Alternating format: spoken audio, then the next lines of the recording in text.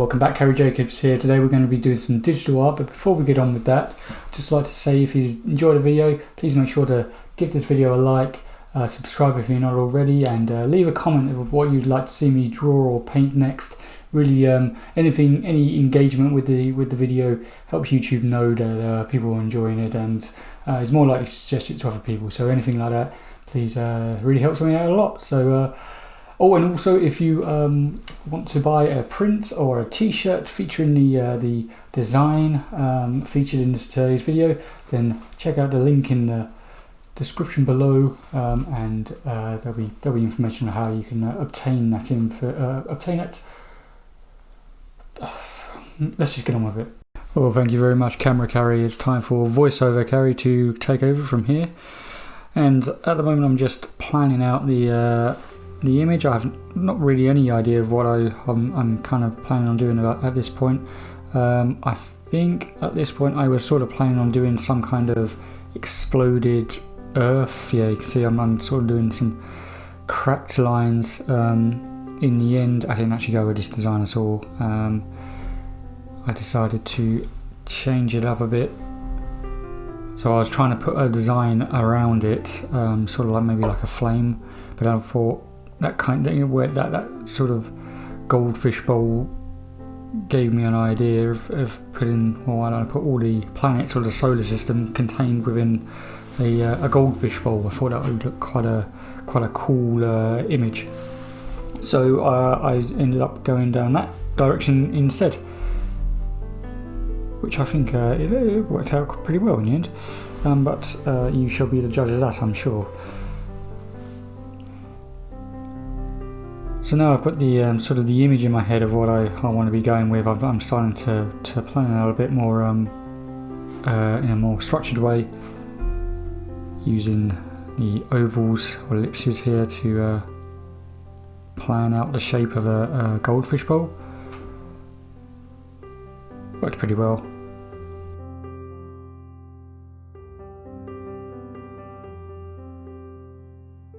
And the program I'm using here is Critter. And I'm doing this on my Surface Pro. It's a little bit, I mean, the file size I'm using is fairly large, not particularly large, but it does start to struggle. It's okay at the moment, but you'll see later on it does start to hang, bearing in mind that this is playing at 10 times the speed. You'll see it starting to hang as I add more layers going into this, and yeah, I need to think of a better way of doing this in the future. But anyway, on with the video.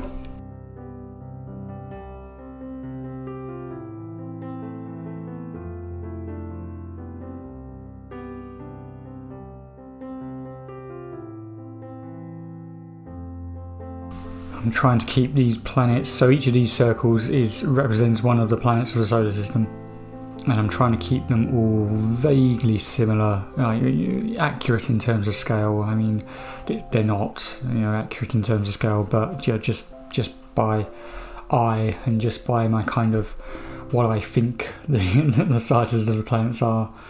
I've drawn the planets of the solar system a few times in the past, so I've kind of gone through this process a few times, and obviously the sun that's up the top up there, that's the sun in the middle up the top. That is obviously not to scale, because there's no point even attempting to make that to scale, because it would take up, well, a page 10 times this size, and you wouldn't be able to see any of the planets. So. And all of this grey area down the bottom, that's supposed to be like gravel and rocks, and it's supposed to represent all of the small tiny rocks that are floating around in the solar system, that are just sort of there but not actual planets, and they've all just kind of collected as this sort of gravel around the planets.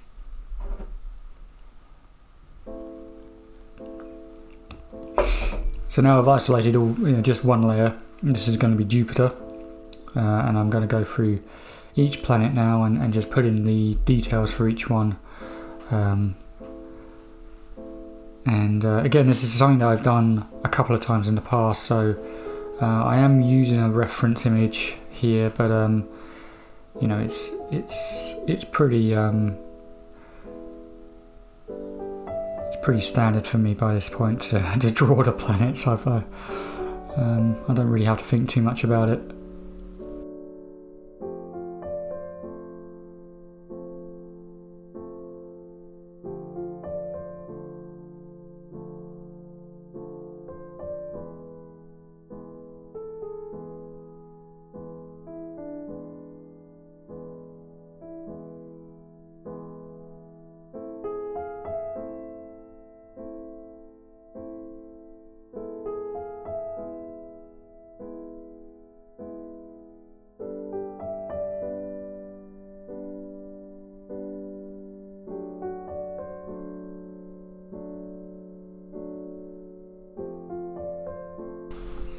I think Jupiter was the planet I spent the longest working on, barring maybe Earth, because all the rest are fairly simplistic. This one I wanted to really get the clouds in and make them look quite realistic, I guess is the word I'm looking for.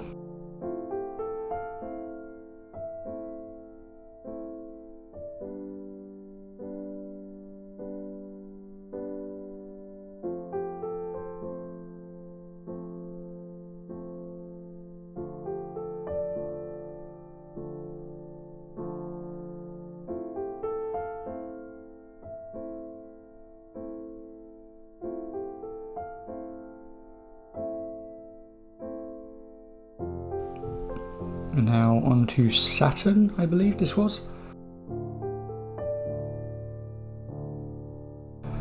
I didn't do the rings of Saturn, partly because I don't think they would have fitted in with the whole image very well, but also... Oh no, this is Venus. What's going on there? Oh, maybe I'll just... I don't know. That was Saturn, I think. This is now Venus, definitely. Yes, I didn't do the rings of Saturn because they wouldn't fit in, and also so I guess they're kind of in amongst that gravel around the planets. If you want to look at them that way. Yeah, it's hovering through the planets actually quite quickly. Didn't realise how quickly I was rushing through these. This will be Neptune, I guess. Oh yes, it is. Yeah. I've just looked on the left-hand side and I've named the layers. So yes, this is Neptune.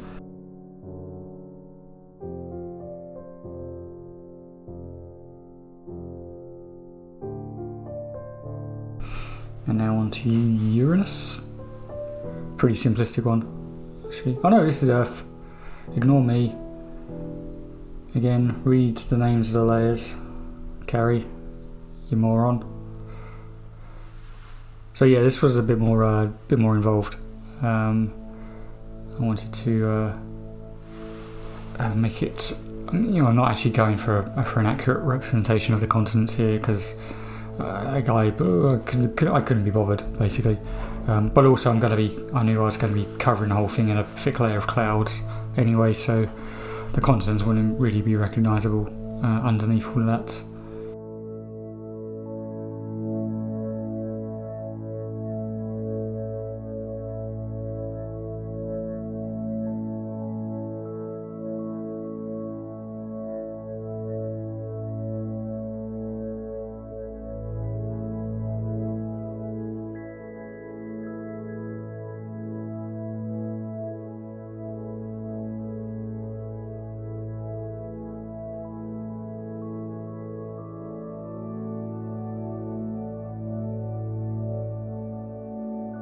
Now on to Uranus.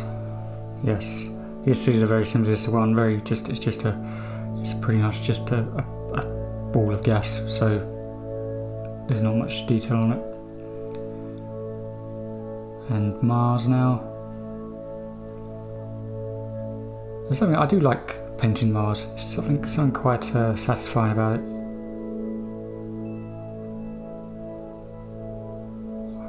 What is your favourite planet to draw? Let me know.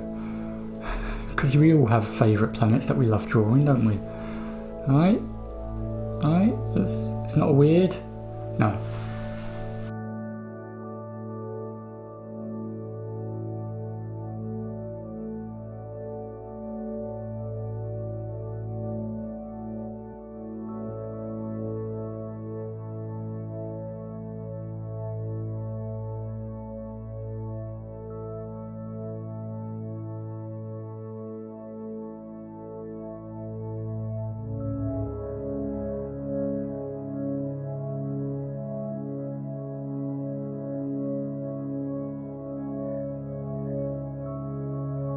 And finally, just adding in some detail into this sort of gravel.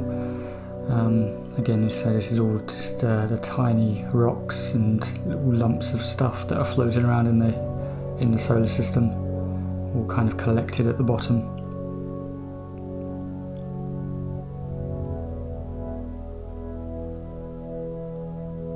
Being pretty rough at the moment, no need for any great detail at this point.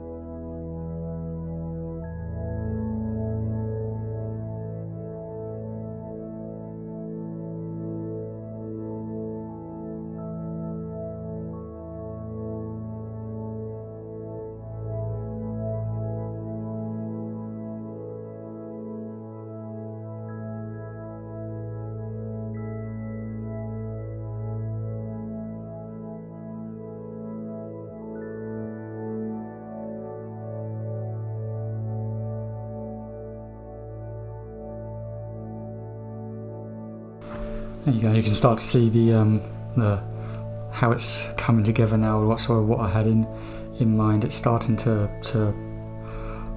start falling into place. But you see as we go on. There's going to be a few little details added that really make it pop. For the sun, obviously that's just a giant ball of plasma. So we're trying to represent that here just by making it all blotchy, going in with a light colour and then blotching over it with darker colours, and then I think I've smoothed it all out, and then going in with a very bright colour to sort of indicate the brighter spots in between where I guess more photons are flying out from it, and making a brighter rim around the edge just to trying to make it look as though it's glowing. It's a tricky thing to make something really look as though it's glowing when it's obviously not, because it's just a flat piece of colour. Now, yes, starting to add some gradients onto each of these planets. This is where it really, the effect really starts to take hold. So I'm just adding it's a gradient from black to transparent. It's sort of a radial gradient that I'm doing from the bottom to the top, and then again with white or actually just a very, very pale yellow to transparent from the top to represent the light hitting it from the sun.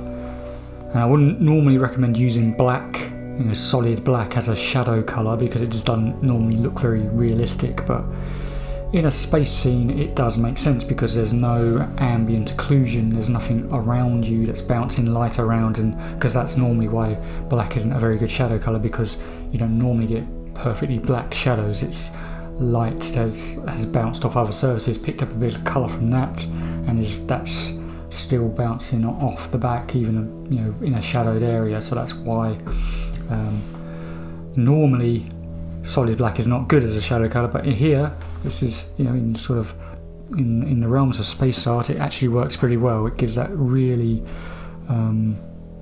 spacey look, I guess. Makes it look like it's a completely isolated system, there's nothing else around it. So we want to make it look as though it's only being lit by the sun above it. Such a simple technique, really, adding these gradients, but it really does make these circles look like spheres instead of flat circles.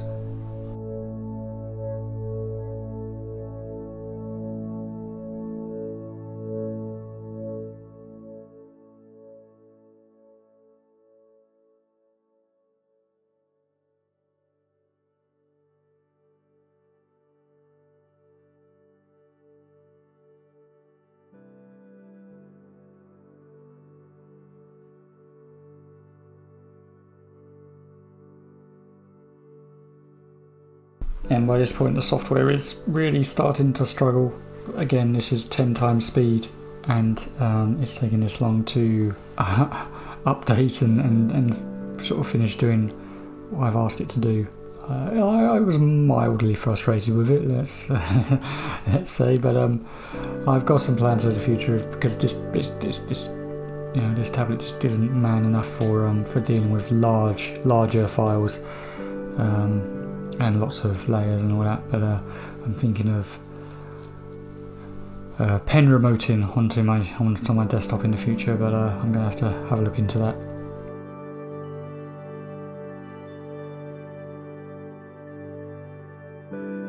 And now, just to make the each of these planets look as though they are part of the same plane of existence, sort of added some shadows just to show where they're interacting with each other. This really starts to bring everything together, makes it start to look like one solid object, one 3D scene, as it were.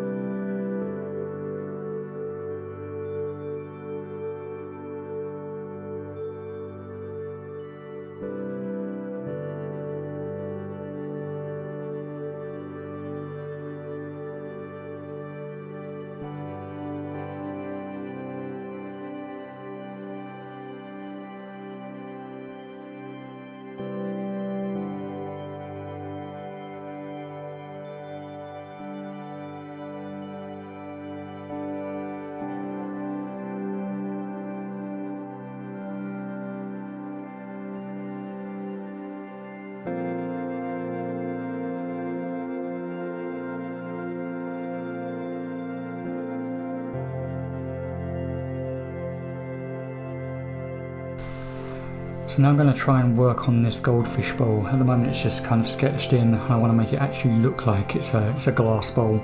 Started out by putting these harsh reflections on. I was kind of using a reference image from Google to see what these reflections would look like.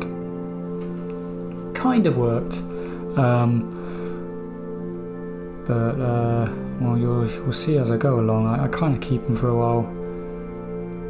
But in the end I kind of decided actually those reflections don't even make sense, because there's, in theory, I mean if this is in space, I know this is a bit an abstract piece, but even so, this being in space, there shouldn't be any harsh light sources around it other than the sun that's in the middle.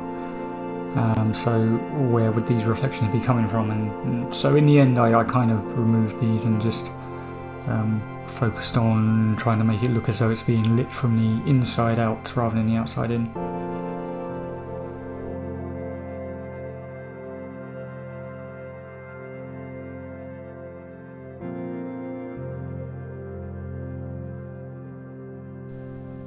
This was a very tricky part of the whole painting, and something I wish I'd kind of been able to finish a little bit better, but it's all, I mean it came out okay, but it's just I always look at areas for improvement in my paintings. No matter where, no matter how happy I am with the finished result, I will still find things that I could improve upon, and that's how you get better at things,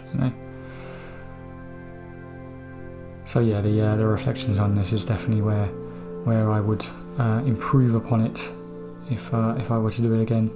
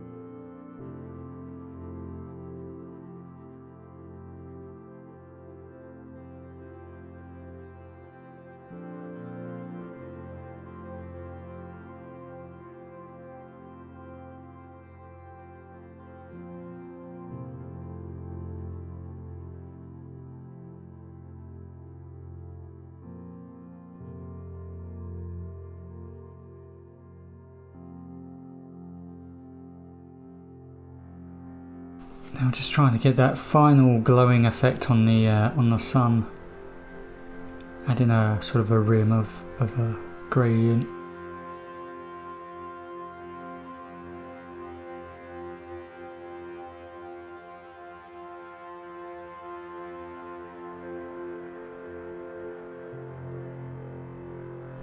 And that's far too orange, so I'm going to desaturate it, make it a bit lighter, and that's a bit more like what I wanted.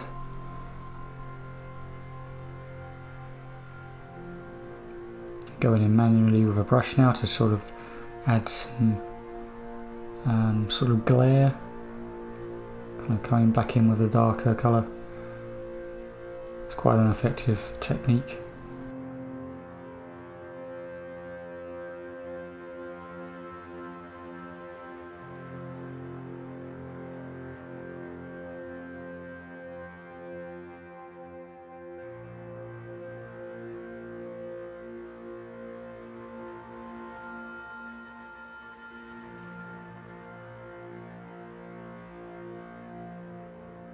Digital art is still relatively new to me, and it's still something that I'm learning huge amounts about every single time I complete a painting. It's a really fun part of, you know, when any kind of medium is relatively new to you, you learn so much by just using it and figuring stuff out.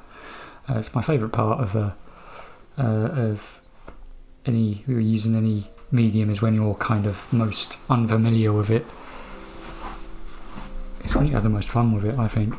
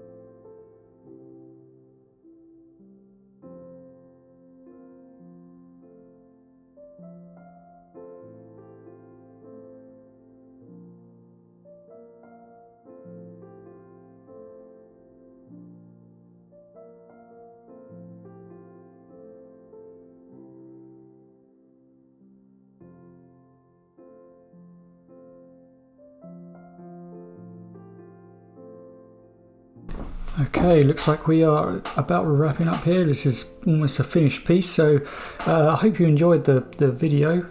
If you did, and obviously, as I said before, make sure to give it a like and give me a comment of what you'd like to see me draw or paint next. It really does help me out, it helps the video out, helps YouTube know that it should try and shove it in front of other people's faces, because for a smaller channel like myself, I am totally dependent on the YouTube machine deciding who deserves to see my videos. So please be sure to do that. And I shall see you in the next video. Hope you're having a fantastic day. But for me, that's all I've got time for. So until next time, cheerio. It's the way you choose to live your life.